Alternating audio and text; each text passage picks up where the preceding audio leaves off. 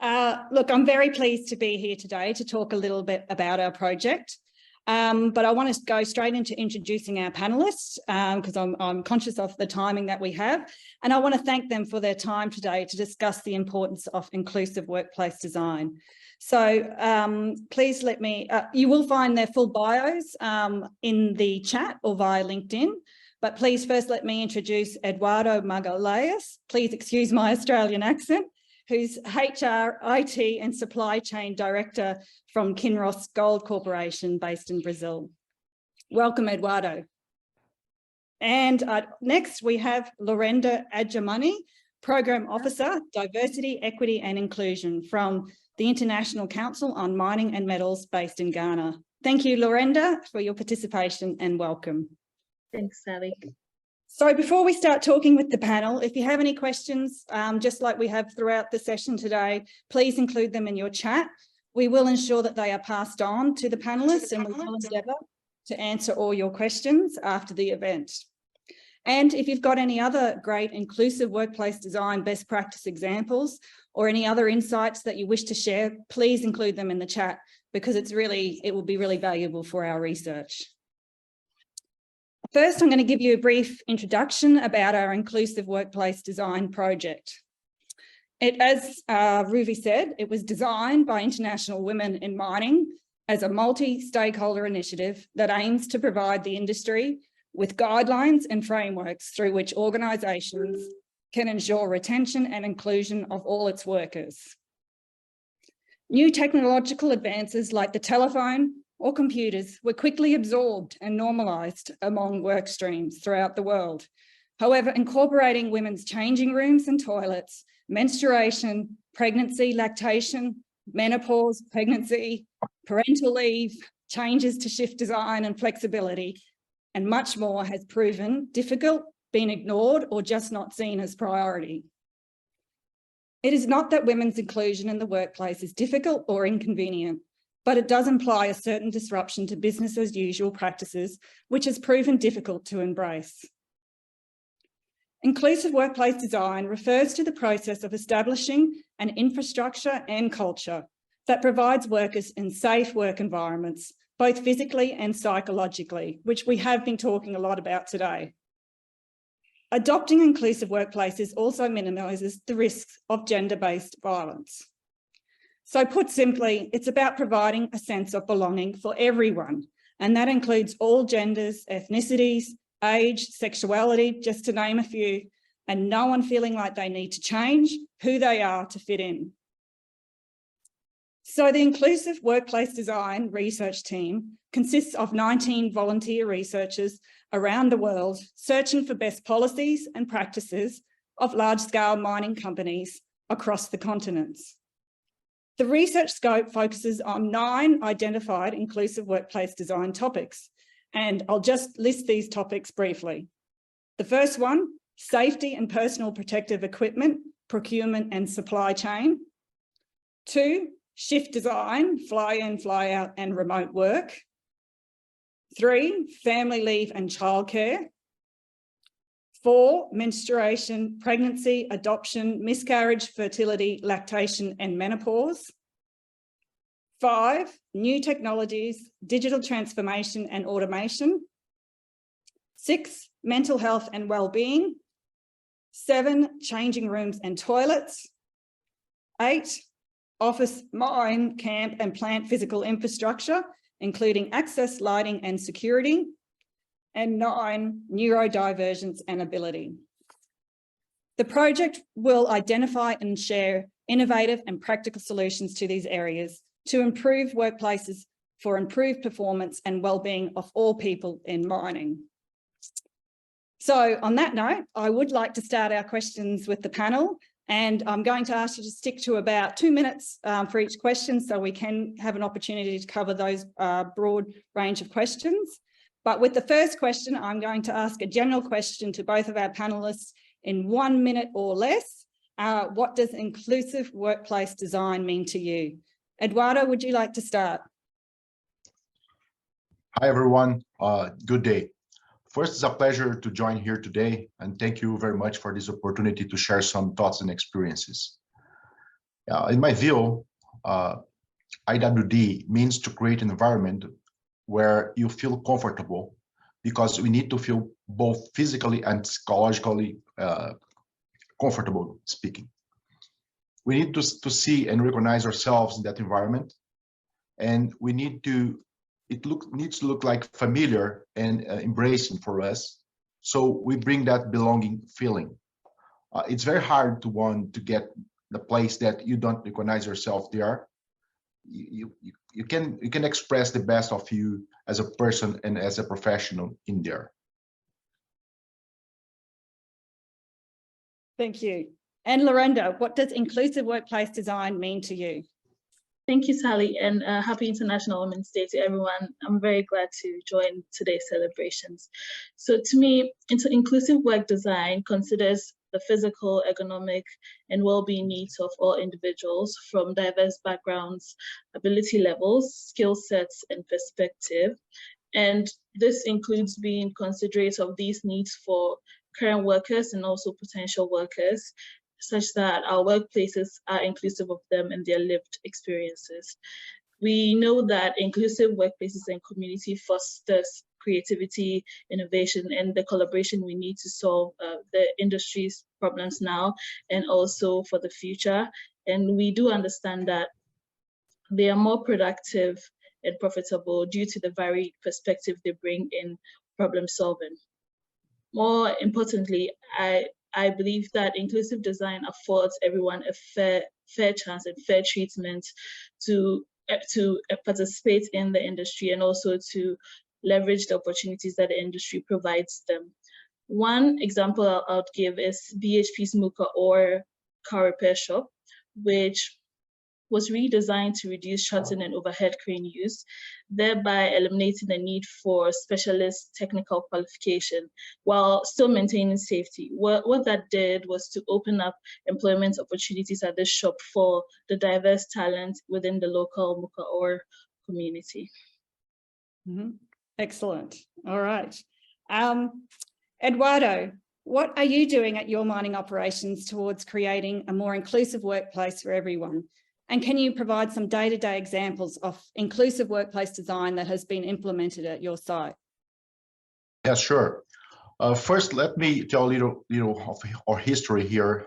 When we started with this journey on increasing the diversity on our workforce and recognize this is very important to us, one thing that I have asked is so we can do a real thing, a real change, and more than like speaking about it is like making it happen.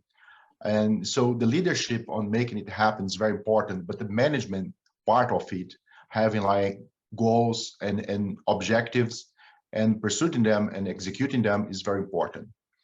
So at our Perket 2 operation, we had the last couple of years, we had like record-breaking years in terms of hiring of women.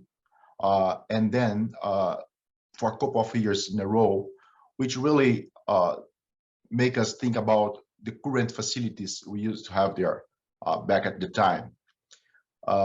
And then we start doing like more, work in the community and create like training for industrial maintenance exclusively for women for 12-month paid training and them hiring them.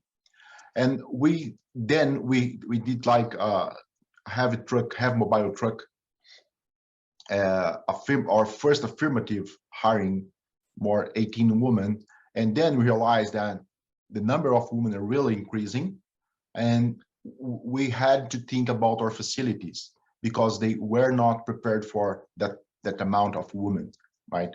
So we start looking for like changing rooms, for instance.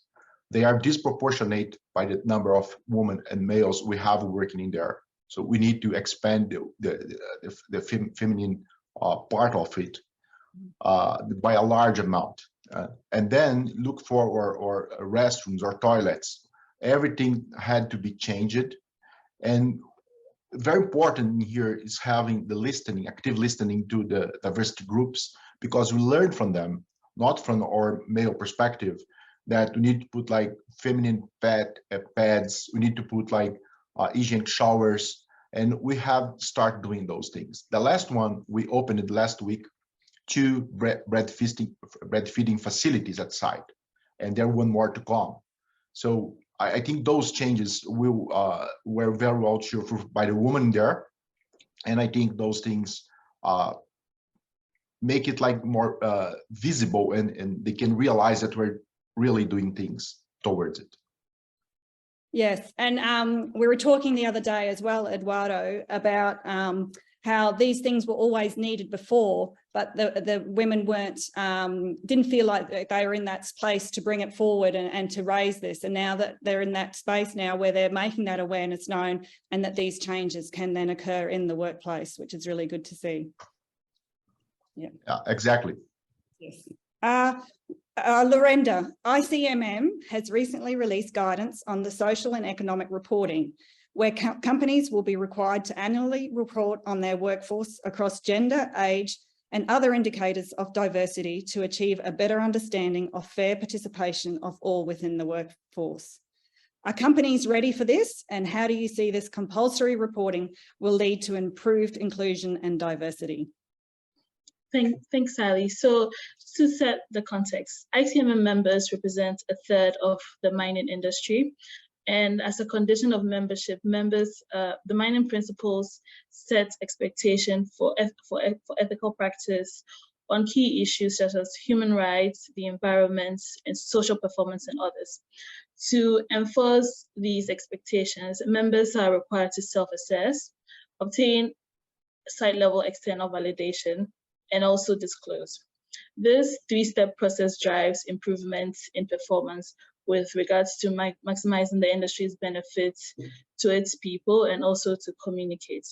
Now, with the social and economic reporting framework, what it does is to provide standardized indicators that will enable stakeholders, including investors, governments, local communities, and also employees, assess and compare the social and economic contributions of their companies with a gender and ethnicity lens.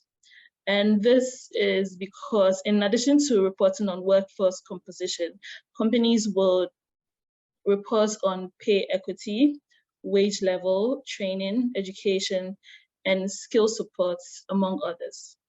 All of these indicators are required to be disaggregated by gender and ethnicity as far as possible, with the principle that transparency is a key part of the progress we need to make our workplaces more inclusive.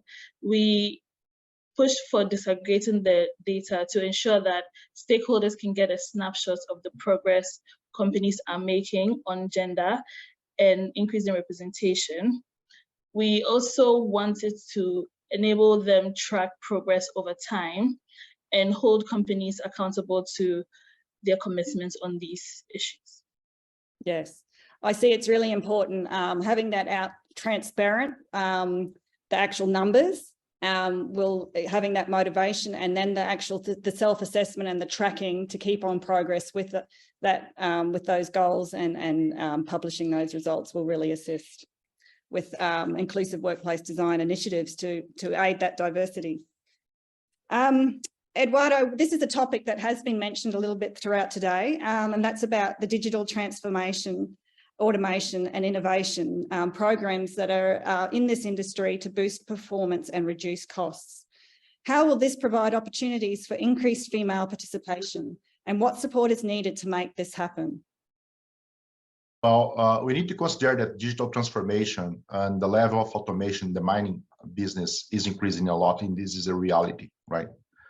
What I believe is there's a potential to increase female participation because it reduces the physical demands, diversify the required skills, and offers remote work options, promote gender diversity initiatives, and change perceptions on the entire industry. Those advancements, they create opportunities for women to enter, for instance, technical roles, the STEM, and contribute their expertise in technology and data analysis and beneficial, flexible work arrangements, I would say. However, it's important to address systemic barriers and biases to ensure equal access to mining in the industry and for their career progression as well. On top of that, I would say that it's like a battle inside a battle, because automation, the path we have ahead will be very challenging for everyone in terms of like their workspace. Yes. It's really getting what the report previously was talking about, getting those technical skills up as well in that area with women, and getting them in that training to participate in this new area that mining is going into. Thank you. I'm going to ask another question to you, Eduardo, and that's your view on leading gender diversity practices being embedded in the industry's culture in the same way as safety, sustainability, and Indigenous and local inclusion. Do you think that it is embedded in the industry's culture in the same way as these other topics? Well, maybe because we're lagging behind the other industries in terms of gender diversity, as shown in the research recently. I think the mining industry has made a lot of progress and is improving a lot the topic of the gender diversity, but it still faces like challenge to fully embed the practice in the culture, while like safety, sustainability, and local communities inclusion are more deeply ingrained, I would say. It will require like additional attention, and I think the most of things that we need to comply with is strong leadership commitment, have clear policies and targets, training and awareness. I think this is cornerstone to me. People need to understand what it is and make it happen. Mentorship and sponsorship programs, I think, are a good way to improve it.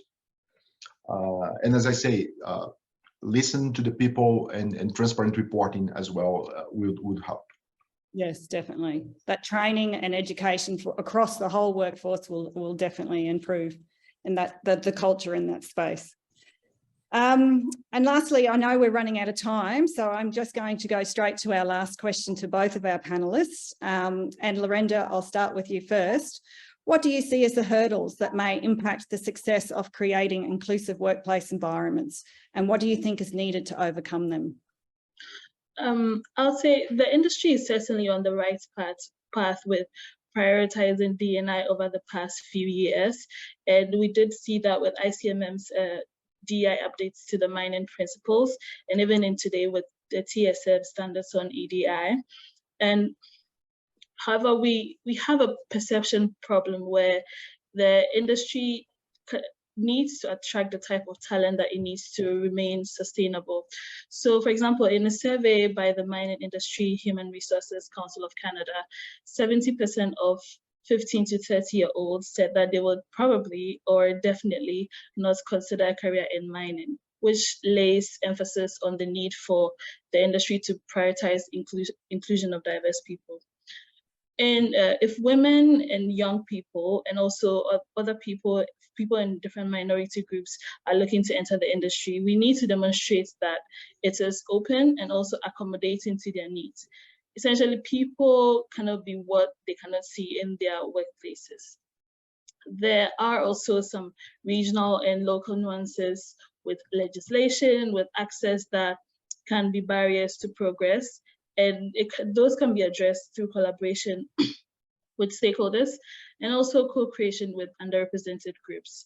At ICMM, we mitigate these by inviting external voices and stakeholders into the work that we do, one of which is IWiM. And we have brought these groups together to support the development of a new collective commitment, which will set out clear expectations and outcomes for companies on diversity, equity, and inclusion. Just to conclude, at the core of it, it's imperative that we make our workforces more inclusive, not just with physical infrastructure, but also from a policy and culture change perspective, such that we improve the experience of all workers, women, every single worker, and because diverse workforces and communities are essential, they are critical to the industry realizing its full potential for the long term. Yeah, absolutely. And look, part of our research project as well is looking at the legislation and policies of the national legislation and standards, and then comparing that with the policies of mining companies. And I can say for the research to date is showing that in a lot of times mining is exceeding those legislation. But yes, we certainly are in other countries where you've got that legislation that is holding it back, that you have to address that first. So I am really, I have to apologise, I'm being pushed to wrap this up. We've really run out of our time, and I had so many good questions for the panellists that I wanted to get through, but we're going to have to wrap it up now. I want to really sincerely thank our panel today for their time and insights into this very important topic. And I think we can all agree that if we improve inclusive workplace design, gender diversity will naturally follow. So we also acknowledge that we have work ahead of us, but we are certainly aware of it, and we're all willing to make that change. So thank you so much, Lawrenda and Eduardo, today for joining us for our very quick panel discussion. And I look forward to talking to you later. Thank you. Thank you, Elsa.